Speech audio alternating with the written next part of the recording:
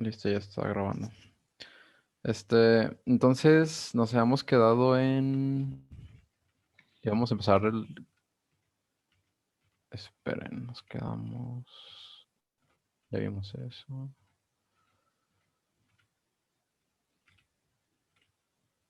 Nos habíamos quedado ya al final del diagnóstico, en esa tablita.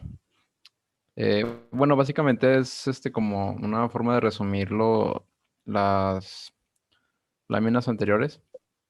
Que bueno, es parecido a la tabla que nos habían enseñado con la hepatitis B, nada más que esta es más sencilla, porque realmente aquí, pues básicamente se resume en que si se hace la prueba de anticuerpo contra el virus de la hepatitis C y sale negativo, pues puede que, si bien el paciente ha sido expuesto, puede que esté en un periodo de ventana en el cual todavía no hay seroconversión y por lo tanto, si se sospecha clínicamente, pues habíamos quedado que se tendría que realizar la PCR debido a que su sensibilidad pues es más inmediata dentro de la primera a la segunda semana después de la exposición.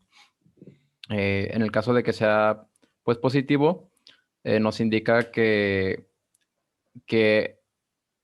bueno, no nos puede decir si la infección es crónica o aguda, sin embargo, nos dice que la persona pues ha estado expuesta o está infectada. Y para entonces, bueno, para eso también se tendría que verificar con una PCR para cuantificar si hay RNA presente viral para saber si la infección es activa o no. Y bueno, ya la cuantificación del ARN viral pues sirve sobre todo como un medio pronóstico y también para ver si hay probabilidad de que responda bien al tratamiento según los niveles base. Eh, y bueno, sí, ¿Va a hablar alguien? ¿No? Bueno, entonces el estudio del inmunensayo, ¿verdad? El ELISA de tercera generación pues tiene un 97% de sensibilidad y como les había mencionado, pues esta detección es más probable que se detecte, pero dentro de las 6 a 8 semanas posteriores. Sin embargo, la PCR puede detectar el ARN viral en las 1 a 2 semanas después, tanto en el suero como en el tejido hepático, si es que se realiza biopsia, ¿verdad? Y bueno, el cuantitativo, pues solamente estimar respuesta al tratamiento y monitorear la respuesta al mismo. La biopsia hepática no es obligatoria antes de iniciar el tratamiento, sin embargo, puede ser útil en evaluar la actividad y la severidad de la infección y puede ser indicado en estas circunstancias, si bien cuando el diagnóstico no es certero o hay sospecha de otras coinfecciones, el paciente está inmunocomprometido o es candidato a tratamiento con transaminasas normales y sin manifestaciones, ¿qué dice? Extrahepáticas. Bueno, esto es porque hay criterios para lo que es el tratamiento de la hepatitis crónica. Entonces, uno de esos criterios es pues que existe evidencia pues de enfermedad y también para evaluar el grado de gravedad de la enfermedad.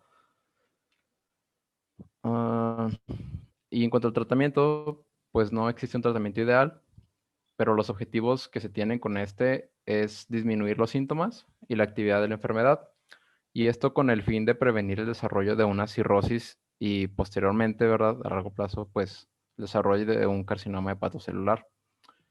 Entonces, si bien puede que no se cure del todo, lo importante es prevenir que se agrave o sí, que el cuadro crónico se agrave al punto de que haya ya una disfunción hepática, ¿no? Ya que se descompense. Y pues bueno, la respuesta virológica, bueno, un concepto importante aquí es el de la respuesta virológica sostenida, que es uno de los endpoints o uno de los objetivos del tratamiento, en el cual se espera que el paciente si cursa durante 12 semanas sin que se detecte el ARN viral posterior al tratamiento, a eso se le conoce como respuesta virológica sostenida, ¿verdad? Y pues indicaría pues una remisión. Sin embargo, el porcentaje de recaídas es muy alto y eso hay que tenerlo en cuenta. Se recomienda también antes de tratar a los pacientes, les había mencionado que si bien hasta el 80% de los pacientes evolucionan a cronicidad, pues el 20% restante, el 15 a 20% restante, pueden tener una resolución espontánea. Es por eso que antes de iniciar el tratamiento se recomienda que se monitoree o se le dé seguimiento al paciente por 6 meses para evaluar el aclaramiento viral, para ver si es necesario o no iniciar el tratamiento, ¿verdad? Es como darle chance a ver, pues, qué pasa y si lo necesita, pues ya se tiene que instituir. Y bueno, la OMS recomienda que con excepción de mujeres embarazadas, pues que se le ofrezca tratamiento a partir de los 12 años de edad, sin importar la etapa de la enfermedad, de manera general. Ah, y bueno, en cuanto a las modalidades, bueno, agentes de tratamiento, pues, porque modalidades ahorita veremos que hay distintos regímenes, según, incluso para el genotipo específico. Y pues bueno, antes, sobre todo anteriormente, se utilizaba lo que era el tratamiento con interferones, interferón alfa 2B o interferón alfa 2A, o interferón con polietilenglicol, que básicamente lo que hacía, bueno, lo que hace el agregarle este compuesto al agente activo es que mejore su farmacocinética. Sin embargo, vaya, el tratamiento con interferones bueno, se cita que tiene muchos efectos secundarios, pues. Entonces, no es un tratamiento muy tolerable. Y después de los interferones, incluso como monoterapia, se instituyeron lo que es la combinación de interferón más ribavirina, el cual pues tuvo un mejor impacto. Sin embargo, en general, pues los tratamientos con interferones son menos preferibles a los que actualmente se recomiendan más, que son los antivirales de acción directa. Estos por su mejor perfil y su eficacia, pues es como que se va desplazando el tratamiento con interferones, ¿no? Entonces tenemos, bueno, hay antivirales de acción directa dependiendo del sitio donde vayan a actuar o la proteína en la que vayan a actuar. Aquí tenemos tres que son las proteínas no estructurales 3, 4, 5B y 5A. Y bueno, esos son unos ejemplos de uno de los agentes que actúan a ese nivel, ¿verdad? Si se dan cuenta, los que terminan en Previr van a actuar sobre la proteína NS3-4, los que terminan en Buvir, la 5B. Y es que me tapa ahí, creo que hice Pavir, ¿verdad? La proteína 5A. Y bueno, ese es un esquema nada más para ver qué funciones son las que se están inhibiendo, ¿no? Dependiendo de la proteína. Y aquí realmente eso de los regímenes está, o sea, como para ponerlo en texto sí está cañón porque sí es mucho. Entonces lo que hice fue buscar unas tablas que puedan resumir de manera general los esquemas de tratamiento que se tienen. Aquí pongo una tabla que lo categoriza principalmente en cuanto al genotipo, cuál es el régimen que se recomienda. Como se darán cuenta, pues varía el fármaco dependiendo del genotipo.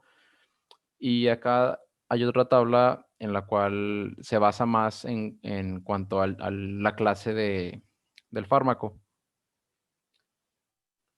Bueno, es solamente por cuestiones este, ¿cómo se dice? De visualización, pues. Pero viene siendo básicamente lo mismo. Ok, aquí pausado, para no confundirlos.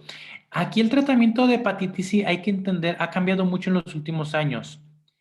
Anteriormente lo más usado era interferón más ribavirina, con tasas de recaída relativamente altas. Sin embargo, una vez que entraron los antivirales directos, que son estos dirigidos contra las proteínas no estructurales, esto ha cambiado mucho. Aproximadamente ya se considera que la posibilidad de recaída es del 1% con estos fármacos, son altamente efectivos. La efectividad obviamente variará de acuerdo al genotipo. Sin embargo, por lo menos los que son prevalentes en México, que ya habíamos hablado, que es 1B y 2, de hecho, son 90, arriba del 90% respondedores. Entonces, la posibilidad de curación es muy, muy alta ya en estos tiempos. Prácticamente lo que me gustaría que recordaran es que la combinación más frecuente usada incluye sofosbuvir. Es como que el fármaco estándar dentro de los esquemas al menos usados en México, el sofosbuvir. Ya de ahí en fuera las combinaciones pueden llegar a variar. El IMSS maneja, me parece que, no me acuerdo el nombre, el Obistavir, Paritravir, Ritonavir, más Dazabuvir. Lo maneja como esquema local para pacientes con cirrosis, porque varía el tratamiento si tienes o no cirrosis. Específicamente es para el grupo de cirrosis, lo maneja el IMSS. Y maneja una presentación que trae Ledispavir y Sofosbuvir. Son como que las dos estándares en el IMSS. Vienen combinados, presentación comercial, les debo el nombre. Realmente los he visto más que una sola vez en la residencia. Obviamente es medicamento de especialidad, sin embargo, quiero recalcar que el tratamiento es altamente efectivo y a diferencia del esquema con interferón que requerías un año de tratamiento, prácticamente estos esquemas son más acortados. Creo que traías la tablita de los semanas, pero prácticamente son esquemas de 12 semanas la gran mayoría. Por lo tanto, es más exitoso el apego en este tipo de pacientes, porque anteriormente los esquemas anteriores basados en ribavirina, que se usan en casos refractarios todavía, tendían a ser mayor tasa de abandonos por los efectos secundarios. El esquema, como mencionaba, era hasta donde yo me acuerdo, duración un año, perdón, a base de interferón. A base de interferón era duración un año, se disminuían con el agregado de la ribavirina. Sin embargo, pues siempre ha sido un esquema difícil de tratamiento, por eso cambió mucho, mucho, mucho, mucho cuando se empezaron a hacer estos antivirales de acción directa contra las proteínas no estructurales, ¿ok? Solo quiero que recuerden esto, que es una familia grande, se dividen en análogos de nucleótidos y análogos de no nucleótidos, y digo, con que se me aprendan que el estándar para uso en México es el sofosbuvir, me basta con eso, ¿ok? Y que su duración es aproximada de 12 semanas, que son 3 meses. Creo que eso es lo mínimo que puedo pedir que se acuerden. Más que nada porque son cuestiones que ustedes pueden ya explicar en la práctica clínica. O sea, aunque no se sepan todos los esquemas, yo no me lo sé. O sea, no les voy a pedir que en el examen algo que yo la verdad no me aprendo, porque sí es muy complicado. Al menos creo que actualmente son 12 fármacos. Y les digo, varía de acuerdo al genotipo. Por suerte, pues bueno, tenemos genotipos muy bien establecidos. De todos modos, siempre es aconsejable en pacientes con recaída o resistencia al tratamiento sacar un genotipo para poder determinar mejor tratamiento. Siempre sí es sugerido, por lo menos en estos dos casos, resistencia al tratamiento y recaída. Y pues nada más. Continuado, ya deberías casi acabar. La C, porque nos falta la D. Ujú. Sí, eso había sido todo, doctor. Muy bien. Ujú. Pues bueno, entonces nada más agregar en pronóstico. El pronóstico de la hepatitis C depende mucho de la fase en que se encuentra. Obviamente, de manera más temprana en pacientes jóvenes y sin cirrosis, el pronóstico mejora bastante. En cambio, pacientes de hecho, arriba de los 40 años, porque es un punto de corte, arriba de los 40 años, portadores de alguna otra causa de cirrosis previa o que ya desarrollen cirrosis, el pronóstico es menos alentador. Generalmente, Generalmente el objetivo aquí es la detección temprana ya de los grupos de riesgo. Nosotros contamos como grupo de riesgo, por eso hay que siempre estar bien seguros del equipo médico que usemos, usar las técnicas correctas para evitar punciones accidentales. Obviamente, por los pacientes con transfusión sanguínea es un riesgo que pues ya es cercano a lo nulo, no puedo decir imposible, pero ya es las pruebas actuales son muy buenas para detectar hepatitis C. Entonces nos quedamos a reserva de probablemente el grupo que veamos más frecuente son los usuarios de drogas intravenosas o de procedimientos ilegales, intervenciones ilegales, o más bien no certificadas, por no decirlos ilegales, como instrumentos cosméticos, por ejemplo, el tipo de agujas que se usan, por ejemplo, para inyectarse ácido hialurónico y eso, pues bueno, el centro certificado se usan todas nuevas. Ahí cuidado, puede haber un centro no certificado y que esterilicen y reciclen. Ahí sí no sé, yo ahí no me meto, la verdad no conozco de ese tema, pero hay que tener mucho cuidado con eso. Y prácticamente son los que pues siempre hay que considerar este riesgo. Todo paciente con cirrosis de etiología no determinada, más bien todo paciente con cirrosis, siempre hay que hacer estos paneles para hacer la detección rápida. Ok, y pues nada más. Adelante, Doc. Vamos con hepatitis D. Hepatitis D es reciente, no es, digamos, nueva, pero tiene poco que se ha estado estudiando. Más que nada su asociación a las otras hepatitis, lo que nos interesa, es de la que más está ahorita comentando en relación a los nuevos tipos de hepatitis. Como ya mencionó el doc, prácticamente llegamos hasta la hepatitis G actualmente. Es un grupo muy heterogéneo. Como vieron, son diferentes tipos de virus. Vimos que la B es un virus DNA, la C es un flavivirus, como el dengue, o sea, pertenece a la misma familia del dengue, del Flaviviridae, por ejemplo. Y bueno, vamos ahora a hablar de la hepatitis D. Si quieres, adelante, Doc. O se salió la diapositiva. Sí, disculpe, es que le voy a pasar la Allá. palabra a mi compañera para que Ok, ya tenga el control. excelente. Sí se ve ahí, ¿verdad? Sí, sí se ve. Ok, muy bien. Bueno, buenas tardes. Vamos a continuar con hepatitis D. Ujú. Bueno, como definición tenemos que la hepatitis D es una enfermedad hepática que adopta formas agudas o crónicas, siendo el agente etiológico pues el virus de la hepatitis D o virus delta, pero pues su característica principal es que requiere la presencia del virus de la hepatitis B para su replicación. La infección por el virus de la hepatitis D no es posible sin de la hepatitis B. Y pues la importancia radica en que puede favorecer una hepatitis fulminante o acelerar el deterioro hepático en pacientes crónicamente infectados con el virus de la hepatitis B. Entonces, pues, esta es su importancia. Ahora, en cuanto al agente etiológico, pues el virus de la hepatitis D o virus delta, mencionaba ya, fue descubierto por Risetto en 1977 en Turín, Italia. Bueno, fue principalmente, la primera vez escrito, pues se realizaron biopsias y aquí es donde se encontró en los portadores crónicos del virus de la hepatitis B. En cuanto al virus como tal, dice que es un virus ARN o también puede ser llamado virión. Es como tiene características de virus satélites de plantas, entonces tiene características distintivas.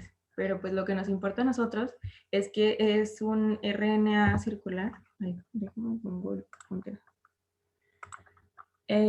Sí, es RNA.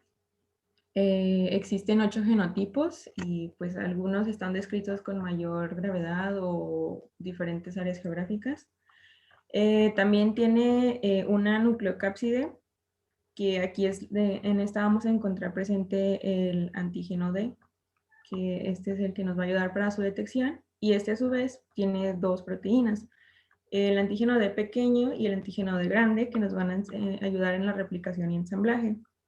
Y tiene una envoltura lipoproteica, que aquí, si se fijan, comparándolo con el virus de la hepatitis B, tienen la misma estructura y pues tiene el antígeno ese de la hepatitis B, que nos va a ayudar en su ensamblaje. Este es un virus auxiliador, o sea, llega el virus de la hepatitis D al hepatocito, se reproduce con el antígeno D pequeño, ayuda a la replicación, y luego ya el antígeno D grande detiene esta replicación y junto con el virus de la hepatitis B, bueno, con este antígeno, va a llevar a cabo el ensamblaje y la liberación del virión. Ok, en cuanto a su epidemiología, tenemos que hay como 12 millones de personas infectadas en el mundo. Esto se calcula, es variable dependiendo de la bibliografía, debido pues a que se mencionaban algunos artículos que solo se tienen datos de los que tienen enfermedad crónica y hay muy pocas detecciones agudas o no se hacen las pruebas adecuadas en el momento adecuado, entonces que está sobreestimada. Entonces por eso en algunas bibliografías varía. Se calcula que casi el 5% de las personas que afecta a casi el 5% de las personas con infección crónica del virus de la hepatitis B, y esta infección de la hepatitis D podría explicar una quinta parte de los casos de hepatopatía y cáncer hepático.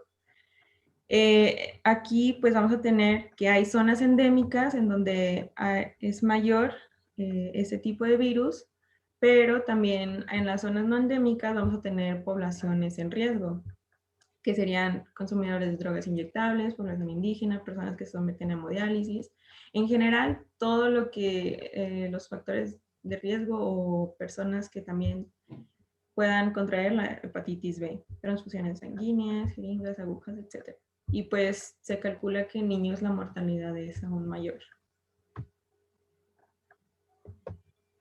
Aquí tenemos pues un mapa que nos refleja como su prevalencia.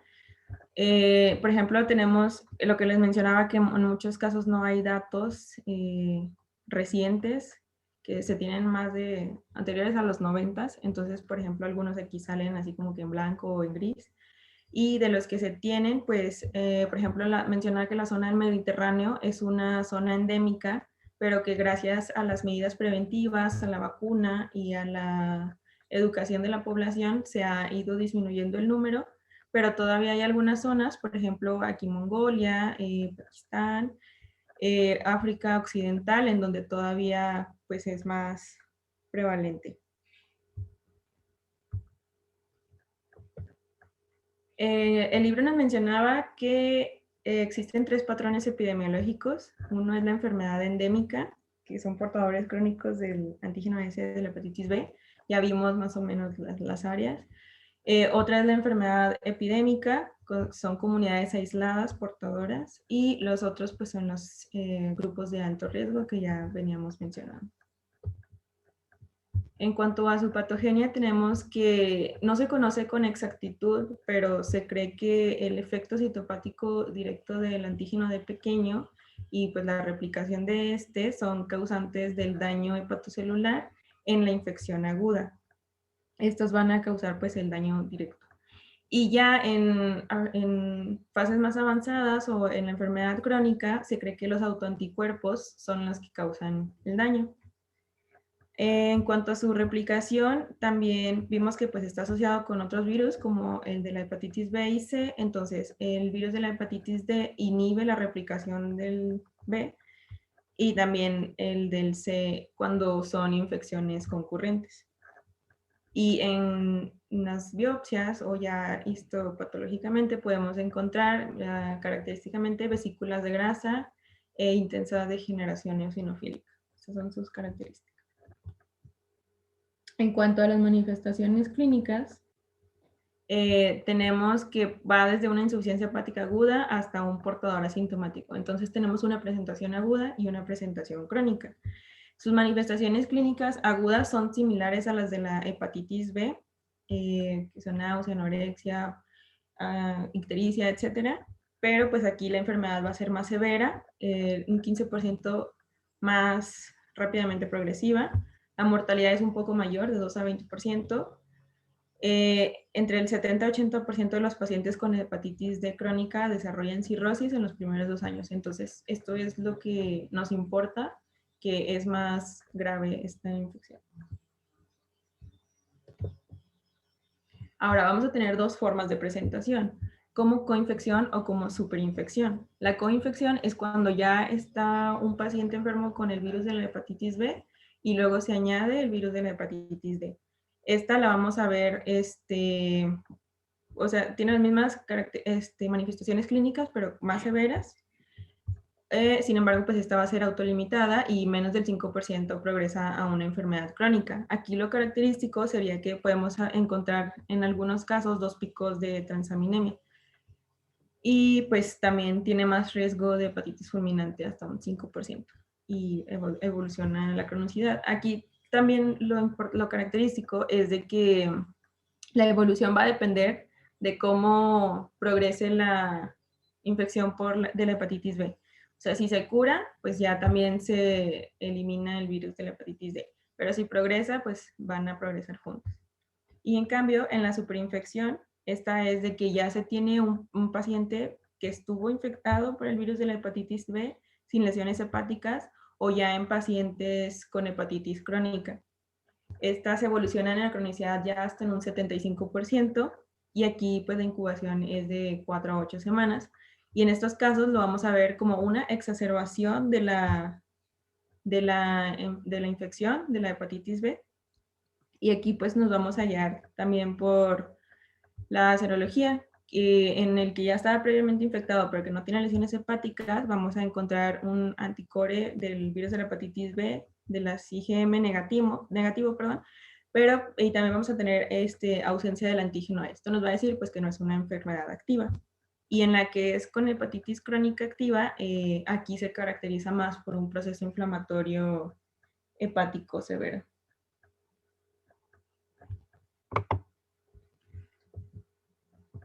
Para su diagnóstico, pues solo está justificado buscar intencionadamente los marcadores de la hepatitis D cuando presenta marcadores para hepatitis B, sobre todo pues el antígeno S que mencionábamos en su clase. Y aquí pues vamos a tener dos tipos, los indirectos o los directos. Los indirectos son los que marcan la respuesta inmune del huésped y los directos pues ya en sí los componentes virales. Vamos a buscar el anti-VHD en forma de inmunoglobulina M o de inmunoglobulina G, que la M nos va a referir infección activa o persistencia en enfermedad, o persiste más bien en enfermedad crónica activa, y la IgG pues nada más nos dice que ya se estuvo en contacto con el agente o cuando ya es una enfermedad crónica siguen pues elevados. Y el ARN del virus de la hepatitis D se mide generalmente por PCR y el antígeno D se puede medir en suero en hepatocitos, pero se mencionaba que en suero es sobre todo más para casos de investigación y que la presencia se correlaciona con mal pronóstico.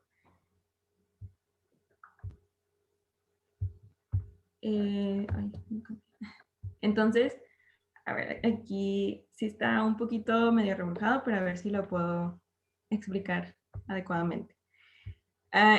Vamos a tener diferentes patrones en coinfección y en superinfección. Vamos a empezar con la coinfección. Aquí vamos a tener que al momento de la incubación se va a ver, así que lo explica mejor. Sí, aquí ya está la infección. Entonces aquí tenemos pues meses y ya a partir de acá son años. Lo primero que se va a elevar pues es el antígeno S de la hepatitis B y aquí es cuando ya va a empezar también a elevarse el ARN del virus de la hepatitis D y aquí ya también va a empezar a aumentar el antígeno D. Y luego ya que inician los síntomas, va progresando la enfermedad, se empieza a aparecer el anti-VHD en forma de inmunoglobulinas. La G es ya más, bueno, la IgM, perdón, es la que aparece más o menos como a las 4 semanas. Y luego la IgG, pues es la que ya dura años. Y ya 4 o 6 meses después de la infección, el antígeno S del virus de la hepatitis B empieza a bajar y si este baja, quiere decir pues que ya hay una infección resuelta. Y si no, si ya se cronifica, pues vamos a ver todos estos aumentados y presentes.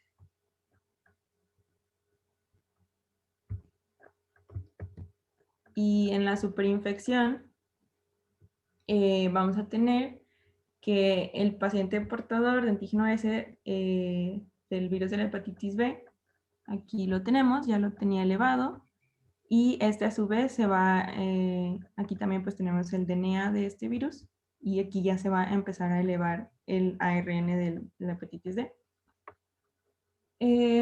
También aumenta el antígeno D, pero conforme va avanzando va disminuyendo el antígeno S, porque dijimos que el virus de la hepatitis D va a inhibir la replicación del virus de la hepatitis B. Y aquí es cuando se empiezan a crear los anti-VHD, que van a elevarse, y ya pues sabemos, IgM más agudo y se termina disminuyendo antes, y la IgG ya es más crónica, y sigue aumentando así si progresa esta cronicidad.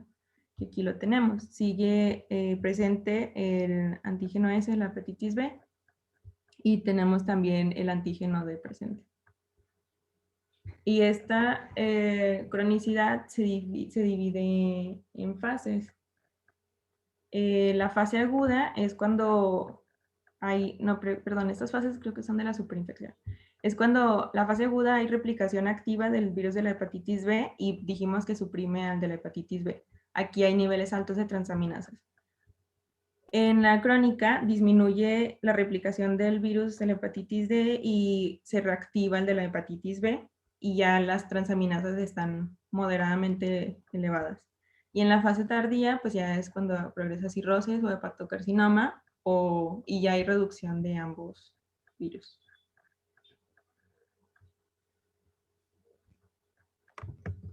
Y pues esta tablita resume lo que mencioné.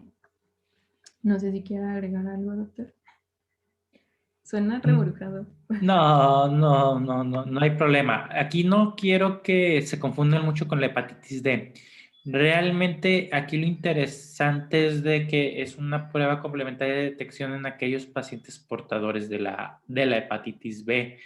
Generalmente el tratamiento no es específico, de hecho el tratamiento es de la hepatitis B. Tienes que resolver la hepatitis B para tratar la hepatitis D, curiosamente. Hay tratamientos complementarios en la fase aguda, cuando existe una elevación importante de las transaminasas. Sin embargo, el objetivo es nada más bajar la carga viral de manera aguda. Posterior de eso, prácticamente es tratamiento puramente de hepatitis B. Adelante, doctora.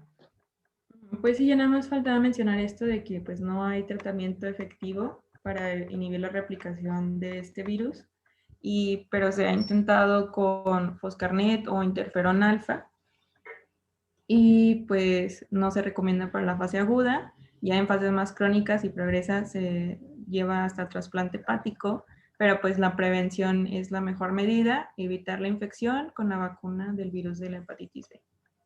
Y ya sería todo. Muy bien, gracias, doctora. Ahorita con esto terminamos. Existen más tipos de hepatitis. Por ejemplo, la hepatitis E resulta interesante en el sentido de que tiene una epidemiología muy similar a la A.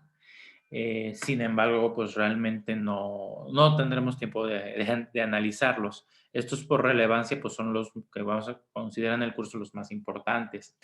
De la D, les digo, no quiero que se me hagan bolas, nada más mantengan los conceptos de superinfección, y coinfección e infección crónica, que esa es la parte importante. Prácticamente en todas lo relevante es que siempre va a haber antígeno de superficie de hepatitis B, ¿verdad? Eso ya es un hecho. Ya de en fuera la presentación del antígeno D y de los anticuerpos son lo que nos va a ayudar a distinguirlas, pero realmente no tiene mucho objetivo la distinción. Solo hay que tener relevancia que en este grupo de pacientes la sospecha clínica no nos ayuda. Aquí más bien lo que hay que hacer es más bien la detección temprana. Sí es recomendable hacer panel de detección en los pacientes que se diagnostique hepatitis B. Sí se recomienda hacerlo.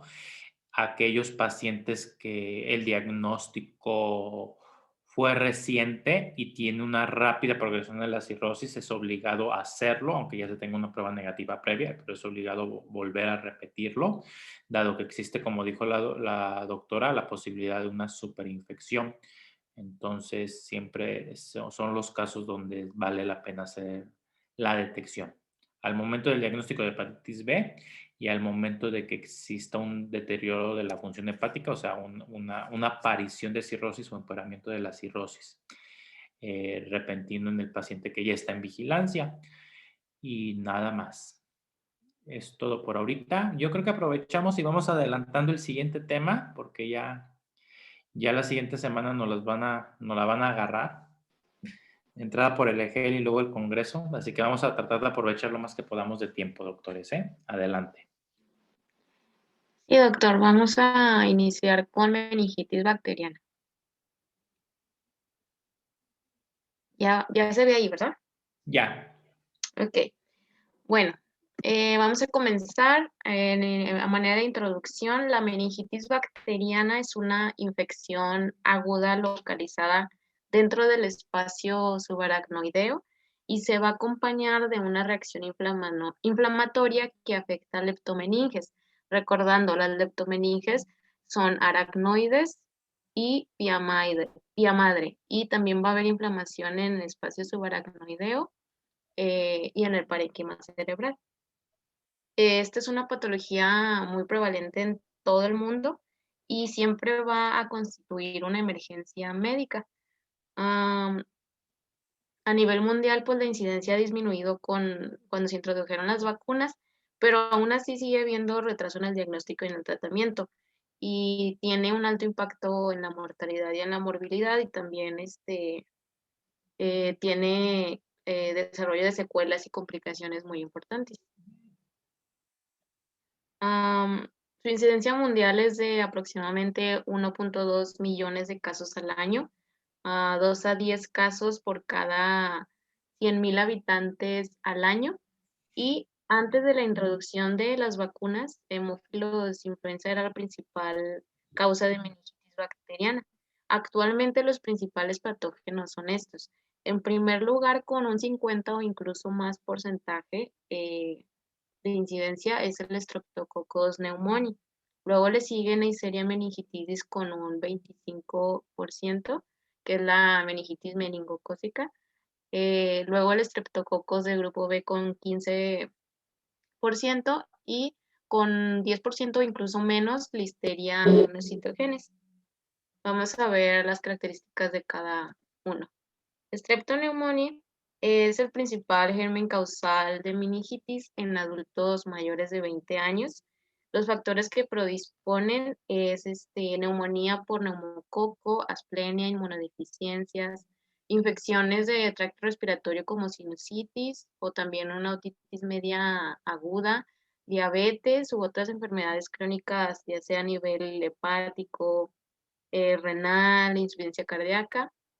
El alcoholismo, también en aquellos pacientes que han sufrido una fractura de la base del cráneo o también con rinorrea de líquido cefalorraquídeo, el neumococo va a ser el agente más frecuente.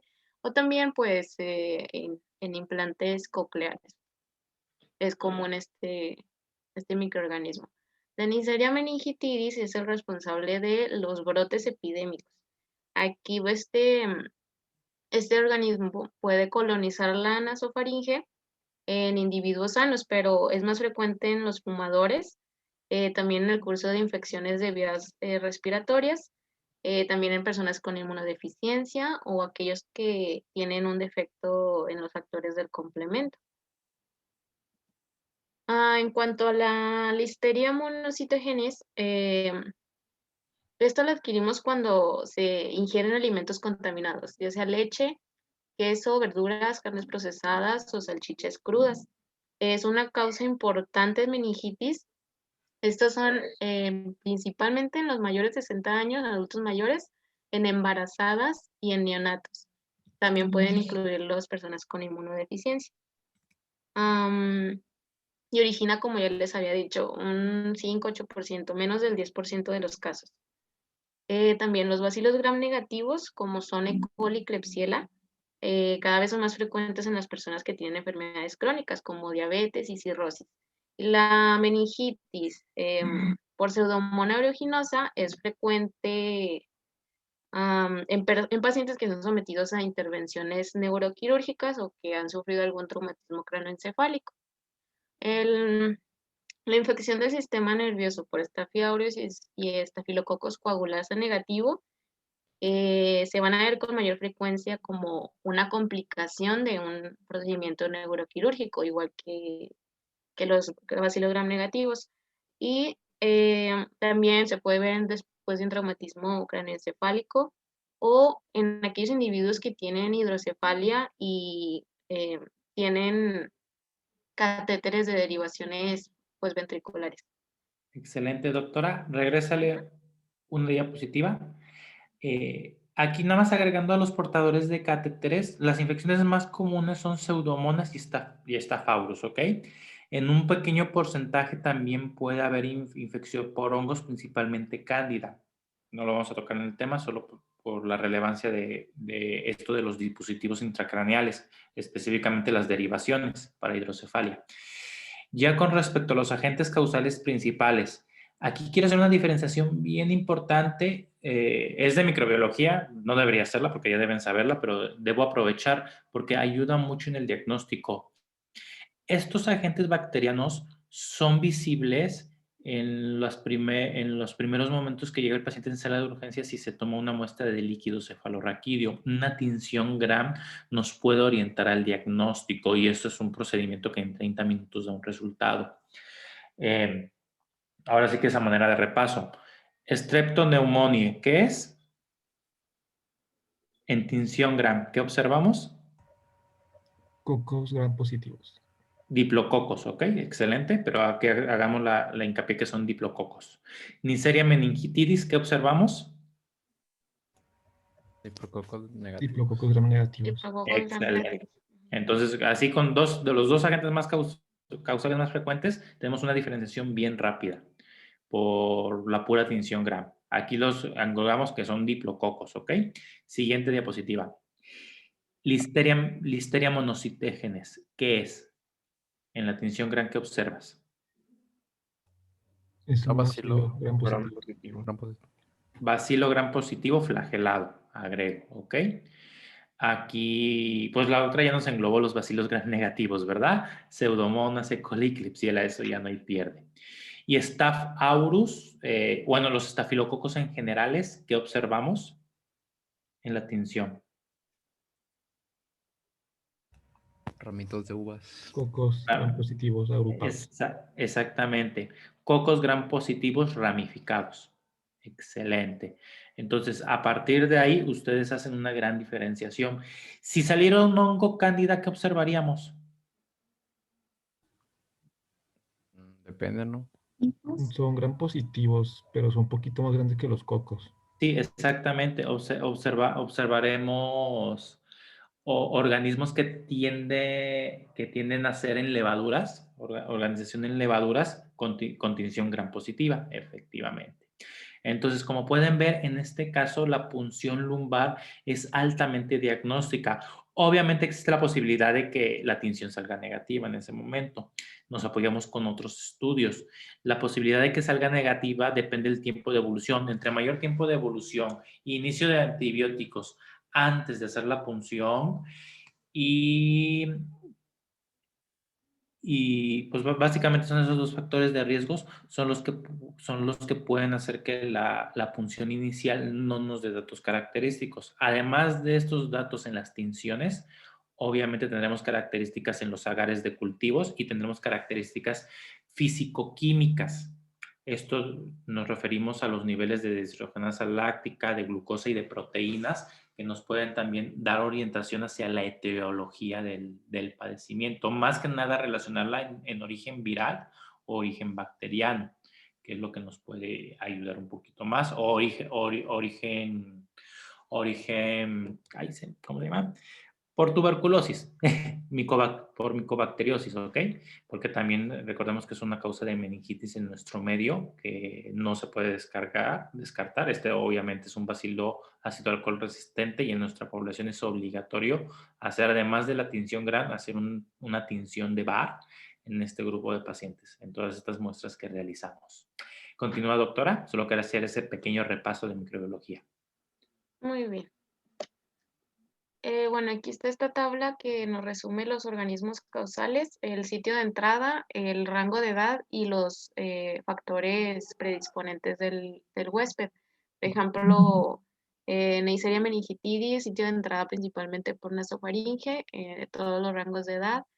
Y bueno, dice que aquí usualmente no hay factores predisponentes o también raramente una deficiencia del complemento.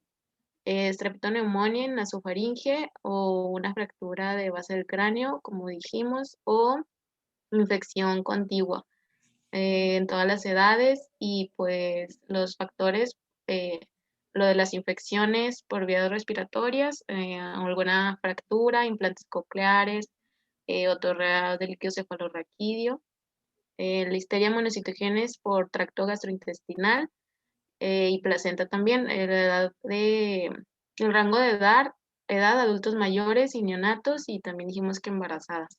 Factores predisponentes, pues inmunodeficiencias, eh, enfermedades crónicas como hepática, alcoholismo o malignidad.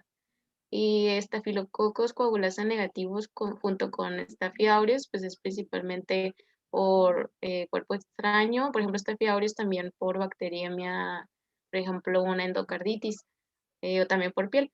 Es en todas las edades y aquí está principalmente en neurocirugías o en drenajes ventriculares. Bacilos gram negativos, sitio de entrada varía en adultos mayores y neonatos y pues también neurocirugía, drenajes ventriculares. Y Haemophilus influenzae, que es la menos común, nasofaringe y también por infecciones contiguas en adultos y en infantes que no están vacunados y pues una disminución de la inmunidad humoral. Y bueno, aquí igual es un resumen del factor predisponente y qué gérmenes se presenta principalmente.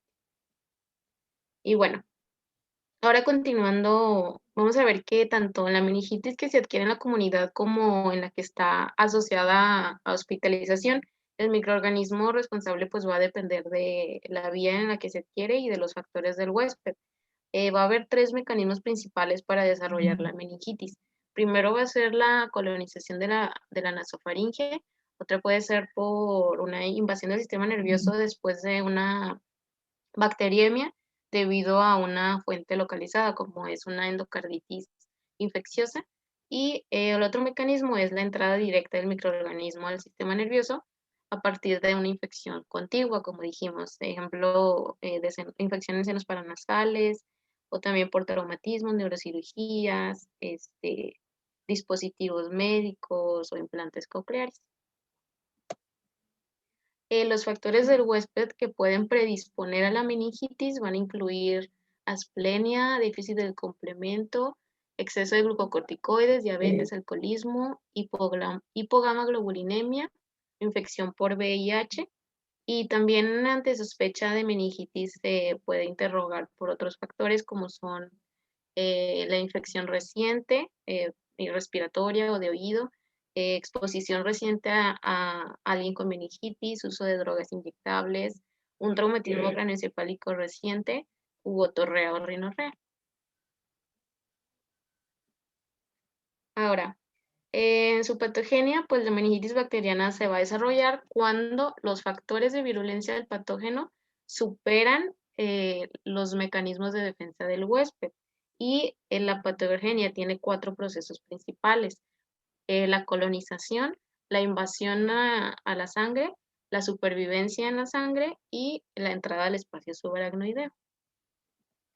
Entonces, ¿qué va a pasar? Primero, las bacterias se adhieren al epitelio por medio de fimbrias o pilis, se llamaba, que pues el meningococo en su superficie, y también porque pueden producir proteasas que degradan IgA y al mismo tiempo inactivan la producción de anticuerpos en la mucosa. Después, estas bacterias se transportan hacia la sangre por medio de vacuolas o crean separaciones entre las uniones intercelulares. Su supervivencia en la sangre se va a lograr porque tienen una cápsula de polisacárido que evita que sean fagocitados por neutrófilos y también por la vía del complemento. Ahora, las bacterias van a lograr llegar a los plexos coroideos intraventriculares y esto le va a permitir el acceso directo al líquido cefalorraquídeo. Normalmente el líquido tiene poca cantidad de leucocitos y complemento, inmunoglobinas, entonces las bacterias se pueden multiplicar más rápido. La invasión bacteriana pues provoca una reacción inflamatoria, meningia. Esto porque libera sus citocinas proinflamatorias como interleucina o factor de necrosis tumoral. Y a su vez todas estas citocinas van a promover la migración de neutrófilos al líquido cefalorraquídeo y estos van a empezar a liberar prostaglandinas, radicales de oxígeno, que van a hacer que aumente la permeabilidad de la barrera hematoencefálica. Entonces toda esta cascada inflamatoria nos va a llevar a anormalidades en el flujo sanguíneo cerebral. Va a haber edema cerebral vasogénico, puede haber, bueno, el vasogénico pues porque aumenta la permeabilidad, edema citotóxico por la inflamación por las sustancias tóxicas que se liberaron, intersticial pues por la obstrucción al flujo de líquido cefalorraquídeo y la combinación de estos edemas va a provocar un aumento de la presión intracraneal. Entonces esto nos provoca que haya herniación cerebral y pues ya en forma más catastrófica pues la muerte. Y pasaremos a las estaciones clínicas, doctor Yesora, o le sigo o todo. No, la doctora, prefiero esto de dedicarle bien la clase, la clase sin interrupción a las manifestaciones. La meningitis bacteriana es una de las entidades que clínicamente más datos dan y son muy característicos. De entrada con el famoso signo de Babinski y la rigidez de nuca, pero sin embargo existen otros datos que son orientadores. Sobre todo aquí quiero abordar un poquito sobre los datos de gravedad, que son los datos de deterioro rostrocaudal. Oficialmente, como nos explicó la patogenia la doctora, nos damos cuenta que realmente la meningitis bacteriana no solo es una enfermedad de las meninges, sino que tiene efecto directo sobre el encéfalo. Por eso muchos artículos ya los manejan como meningoencefalitis estos cuadros. Sin embargo, pues comúnmente y en acuerdo, pues se siguen manejando como meningitis, dado que pues es la puerta de entrada a través del espacio vascular, a través del espacio aracnoideo, de hecho. Entonces, en todo caso, el objetivo de aquí es ya explicar la patogenia, entender bien la clínica que vamos a ver, cómo es que surgen los datos de irritación meningia. Y el tratamiento es fácil, Ahí no, van a ver que no hay pierde. Yo creo que esa parte ya no de tratamiento no la echamos rapidito, lo que nos vamos a tardar un poquito más es en la clínica y pues lo vemos el día de mañana ya con calma. Pues es todo por el momento, vas bien con la expo, me está gustando, prácticamente no interrumpí nada. Entonces nos vemos mañanita. Gracias, doctor. Hasta mañana. Gracias, Hasta doctor. mañana, Ok, gracias. Mañana. Ah. Hasta mañana, doctor. Muchas gracias. Bye.